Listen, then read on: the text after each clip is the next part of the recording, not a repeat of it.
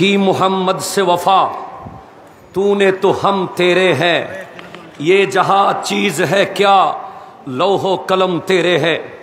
লম্বা খুতবা দেওয়ার সুযোগ সময় নেই, সরাসরি কি বলতে হবে।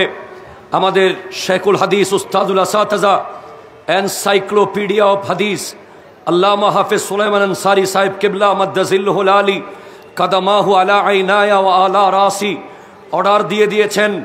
আজ জামিয়ার ময়দান থেকে একটাই কথা যাবে, যেদিন থেকে আওলাদ রসুলকে চিনতে শুরু করেছি সেদিন থেকে নবীজির মোহাব্বত কি আমরা জানতে শুরু করেছি, ঠিক কিনা কথা ধরে বলেন।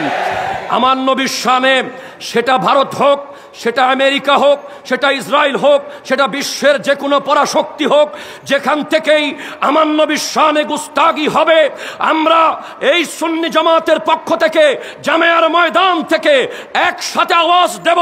তাদের বিরুদ্ধে যথাযথ ব্যবস্থা না নিলে আমরা প্রতিবাদ করতে বর্ডার ভাঙতে বাধ্য হব, ঠিক কিনা কথা। আমরা বাংলাদেশের মানুষ আল্লামা সৈয়দ আহমদ শাহ শ্রীকুটি রহমতুল্লাহ আলাইহির চেতনা ধারণ করি। আমরা জামিয়া আহমদিয়া সুন্নিয়া আলিয়া দেখেছি, এই ধারা আল্লামা শ্রীকুটি রহমতুল্লাহ আলাই বানিয়েছেন একমাত্র ইশকে রাসূল, নবীজির মুহাব্বতকে প্রতিষ্ঠিত করার জন্য। কারণ নবীর প্রেম হচ্ছে ইমানের মূল, নবীজির মুহাব্বত হচ্ছে ইমানের মূল, ঠিক কিনা কথা বলেন। বাবারা আমার, ওই ভারতে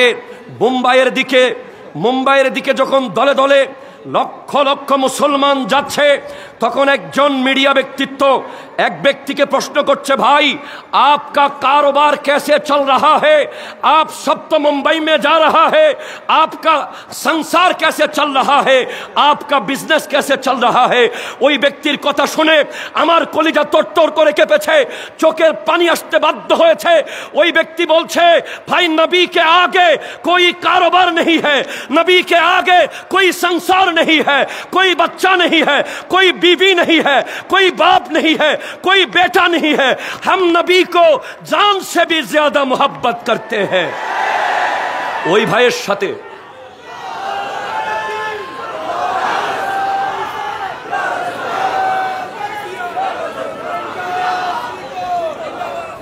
আমরা ওই ভাইয়ের কথার সাথে কোরআনুল কারীমের আয়াতের মিল পাই।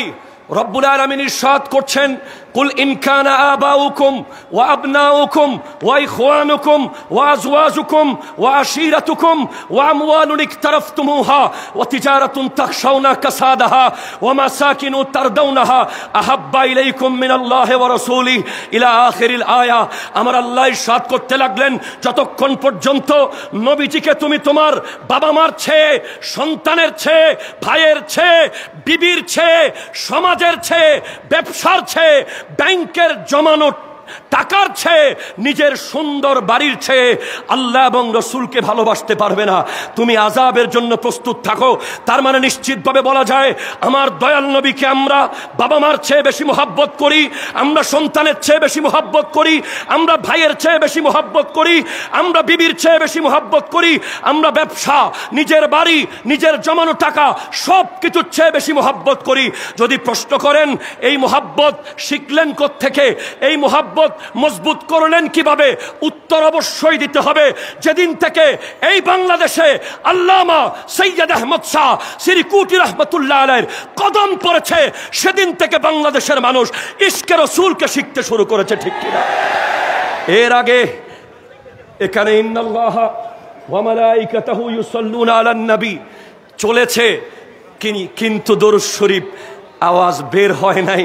তার মানে আজ আমি আপনাদেরকে একটি কথা নিশ্চিত করে বলতে চাই, যারা আমাদের এই জুলুসকে নিয়ে কটাক্ষ করে, যারা আমাদের এই বিভিন্ন প্রোগ্রাম নিয়ে কথা বলতে চায়, তারা দেখুক আজ বাংলাদেশে সর্বপ্রথম ভারতের বিরুদ্ধে, ওই পুরোহিতের বিরুদ্ধে আওয়াজ উঠছে জামিয়ার ময়দান থেকে, কথা বলেন ঠিক কিনা। আমরা প্রতিবাদ করছি, প্রতিবাদ করতে যাচ্ছি, প্রতিবাদ করতে থাকবো। আমার নবীর শানে গুস্তাগি হলে তার সাজা হবে মান সাব্বা নাবিয়ান ফাকতুলুহু, তার জন্য মৃত্যুদণ্ড ছাড়া আর কোনো শাস্তি হতে পারে না, আর কোনো শাস্তি হতে পারে না। কারণ আমার নবীর ব্যাপারে বিশ্বের 173 জন বিধর্মী মনীষী আমার নবীর ব্যাপারে বলতে বলতে বাধ্য হয়েছেন আমার নবীর চেয়ে শ্রেষ্ঠ কোনো জাত, কোনো বাবা, কোনো নবী, কোনো সন্তান, কোনো স্বামী, কোনো রিফর্মার, কোনো ব্যক্তিত্ব এই পৃথিবীতে কখনো আসেনি, আসবে না। আমার নবী এই পৃথিবীর সর্বশ্রেষ্ঠ।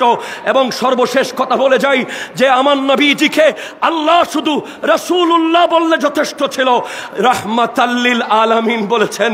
সুতরাং আমাদের হিন্দু, বৌদ্ধ, খ্রিস্টান ভাইদের জানিয়ে দিতে চাই, এই ভারতবর্ষে যদি মুসলমানরা চাইতো, সুলতান শাহাবুদ্দিন মোহাম্মদ বুরি চাইতো, খাজা গরিব নওয়াজ যদি চাইতেন, এই দেশে, এই ভারতে কোনো হিন্দু থাকতে পারত না।